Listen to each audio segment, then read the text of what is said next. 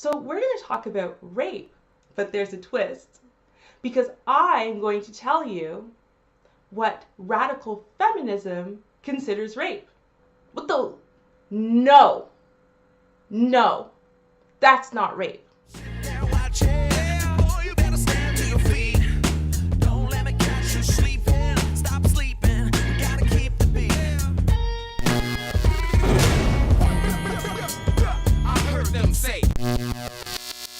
Alright, y'all. Hey, I'm Classic Ruby here. There was a time in my life where I was just learning about feminism. Because to be honest with you, I wasn't really born and raised on feminism, really. So for me, at least, feminism wasn't really a thing. And I do believe that there was a place and a time for feminism. Because I think right now we just need to address the fact that ultimately feminism is for women. It will always be for women. I think there was a time and a place for it, certainly when you think about not having, say, the right to vote, when you think about the fact that in marriage you were still, in essence, property, and that being property made it legal for you to rape or beat your wife. So there were some things that needed tweaking and needed changing. And I honestly believe that for the most part, those things have been addressed. The feminist talking points, especially radical feminism, kind of shows you that the reasonable fights are over. And so it's time now to start picking slightly unreasonable ones. And it's time now to start focusing our ideas and efforts on things that are so asinine that it in essence invalidates so much of the true struggle that women have ever gone through in North American society, and also the fights and the battles that women have to go through now just as individuals.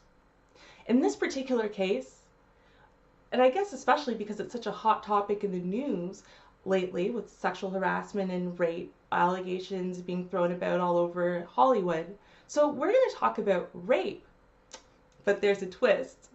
Because I'm going to tell you what radical feminism considers rape. Let's ask, are there any grey-haired lesbian art teachers who can help us select a fiber cereal? This won't take long. We know your large dogs are tied up outside. There's too many of them. We've got to start a chant so they'll file out into the street. All sex is rape! All sex is rape! All sex is rape! All sex is rape!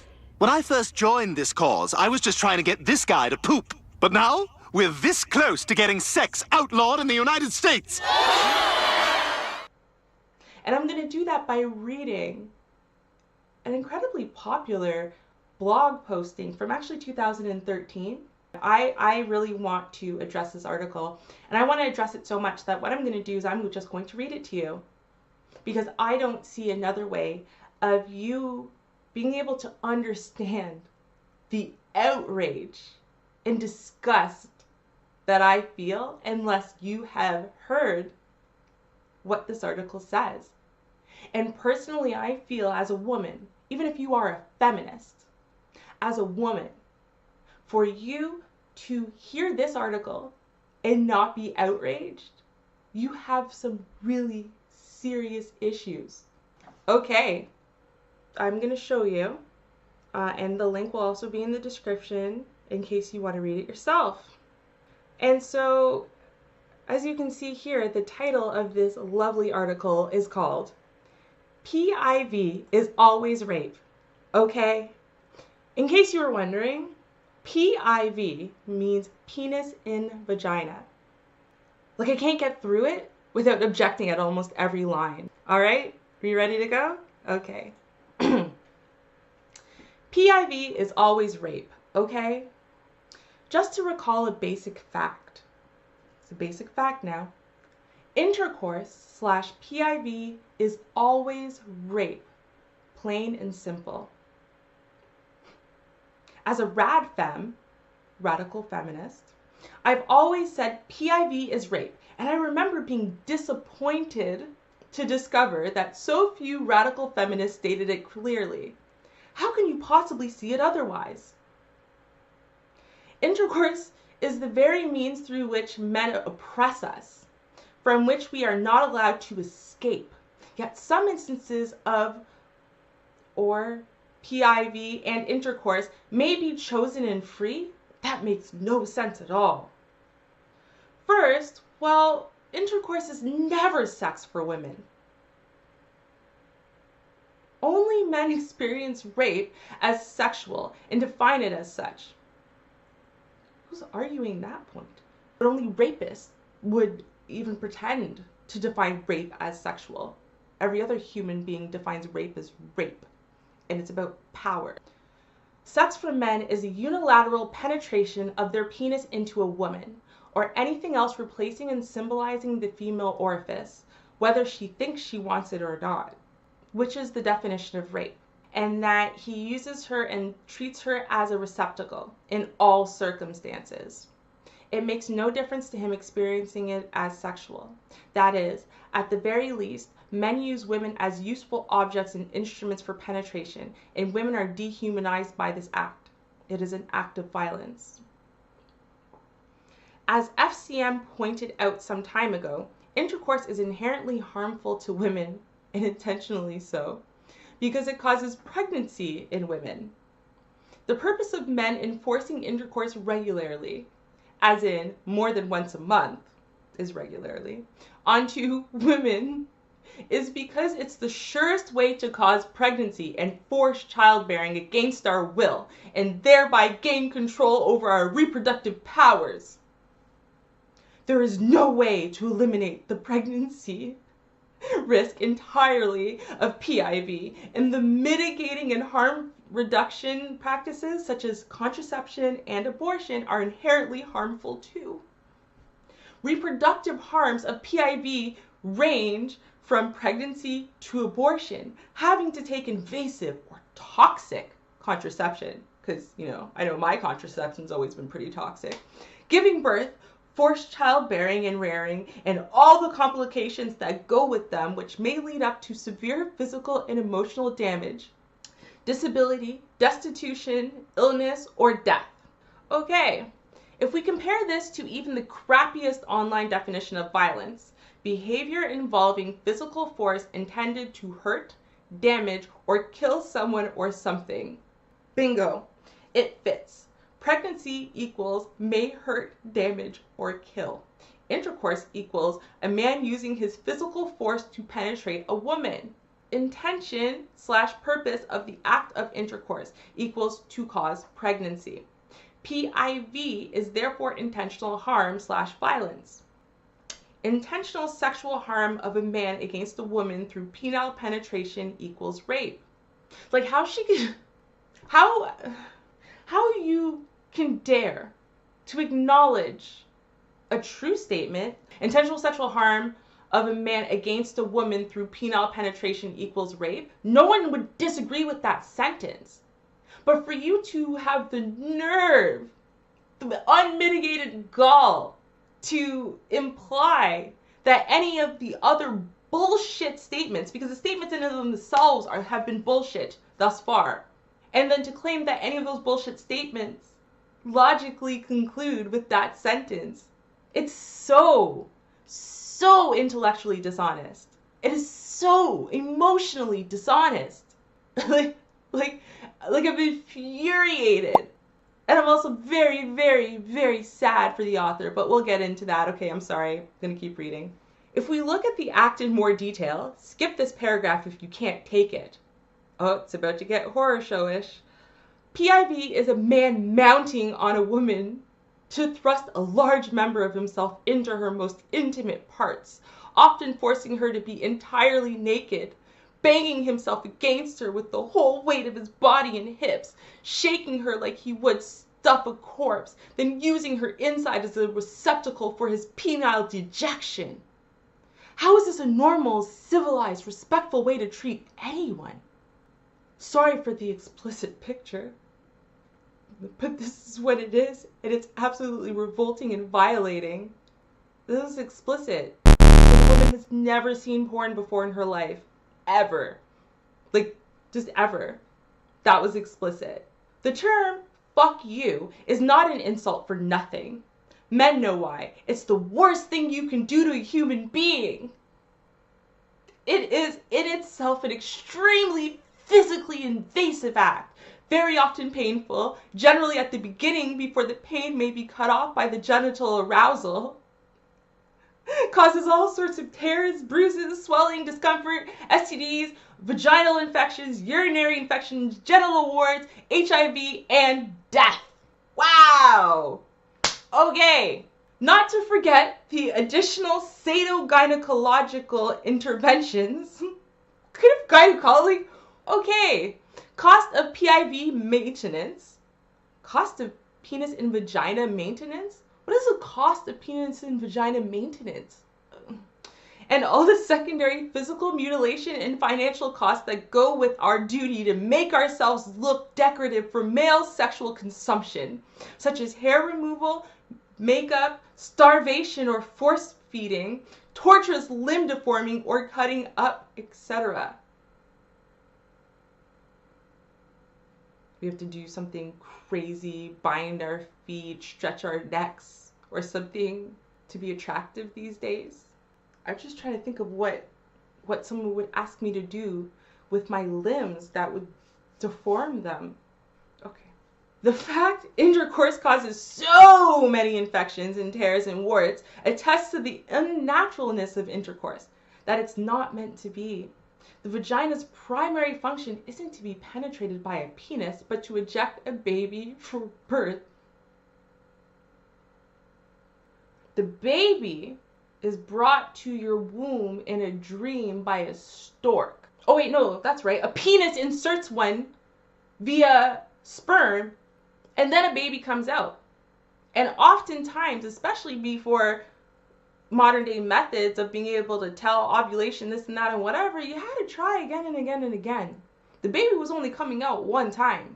So even just from that argument alone, just, what? Okay. They are two muscle tissues / sphincters pressed against each other to help the baby be pushed out. Penetration of the penis into the vagina is completely unnecessary for conception.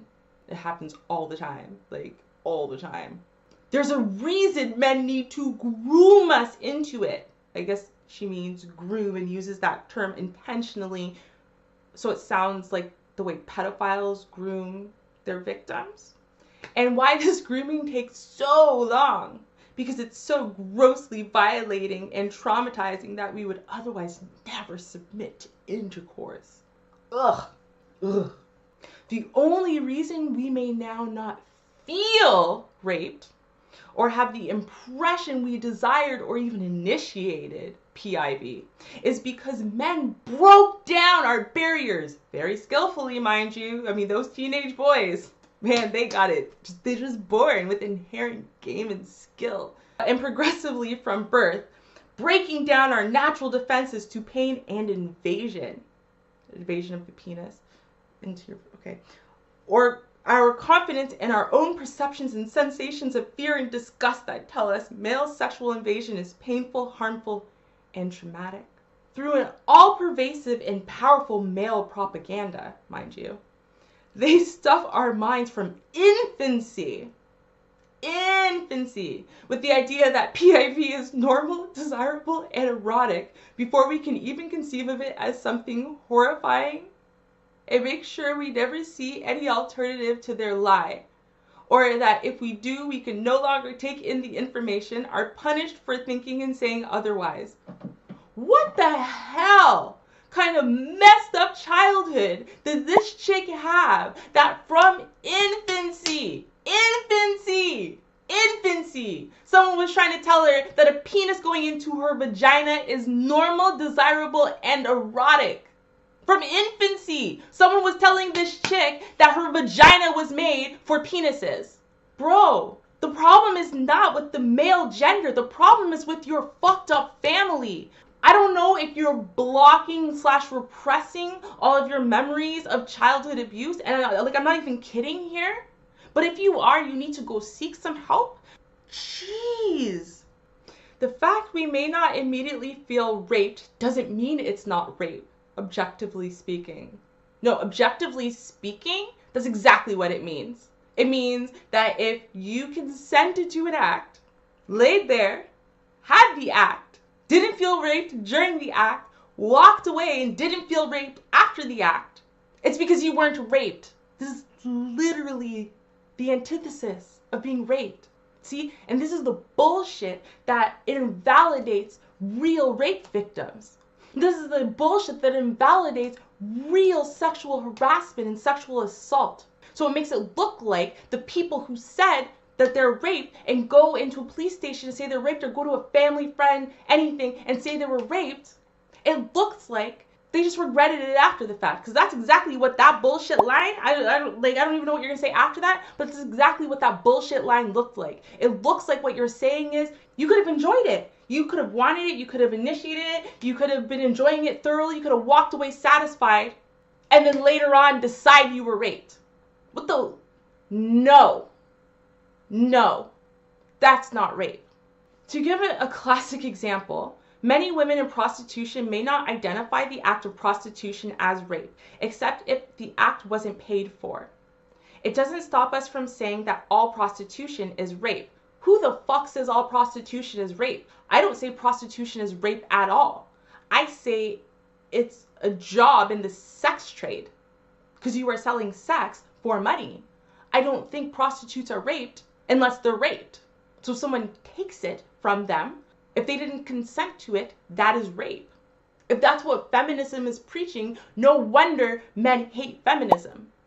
No wonder you are losing young women by bushels full. Because this is some bullshit. We know that our subjective feelings or thoughts may be colonized by men's perspectives, and as radical feminists, we don't let that override and erase the objective reality of violence. P.S. The reason why only the lack of payment is defined as rape is because the offense here isn't against the prostituted woman, but the pimp who is deprived of his income. Rape comes from rapt, which is an old word for theft of a woman as property. Yep, see, right there. Remember I said the C word's my favorite word and I use it frequently? It was so close. But then my professionalism kicked in and I said, no, Ruby. You're not going out like that. Lastly, from a structural point of view, as a class oppressed by men, we are not in any position of freedom to negotiate what men do to us collectively and individually within the hetero cage. Men, by whom we are possessed, colonized, and held captive, are the sole agents and organizers of PIV. Men dominate us precisely so we can't opt out of sexual abuse by them. Intercourse is the very means through which men subordinate us, the very purpose of their domination, to control human reproduction. So I didn't realize I was going to be this mad. So, like, honestly, I'm going to take a break right now because I'm really angry. So give me a second, y'all. I'll be back. It's a fake. It's not real. I thought it'd be best for you to find out on your own, kid. I feel like such a fool. Don't even look at me. Hey, come on. You want to get some ice cream? That'd make you feel better, right? You want to get some McDonald's? You want to take a dump in Mother Maggie's shoes? Okay, let's go take a dump in Mother Maggie's shoes. Hey y'all, I'm back. So, reading that article and reading the comments, and again, I've left the link inside of the description box for anyone who wants to go and take a gander themselves. There are a lot of comments. But what it illustrated to me is that feminism, especially radical feminism, has nothing to do with equality for women and has a lot to do when it comes to these loud, visually present people. Has a lot to do with them working out their own personal dysfunctions and traumas in the public eye and trying to get everyone to join on their bandwagon so that way they don't feel abnormal for their own thoughts and feelings, and they therefore don't ever have to claim them or deal with them. Not all of us believe or could possibly see something like this as anything but the bullshit it really is.